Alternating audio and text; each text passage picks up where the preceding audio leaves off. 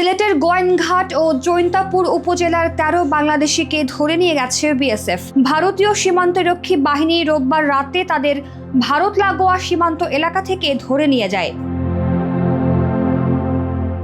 ভারতের মেঘালয় রাজ্যের জুয়াই পুলিশ স্টেশনে তাদের হস্তান্তর করেছে বিএসএফ। এ বিষয়ে বিজেপির সিলেট ব্যাটালিয়ন অধিনায়ক জানান, ধরা পড়া বাংলাদেশিরা সীমান্ত চোরাচালানের সঙ্গে জড়িত থাকতে পারে। এখনো বিএসএফ কিংবা ভুক্তভোগীদের পরিবার বিজেপির সঙ্গে যোগাযোগ করেনি।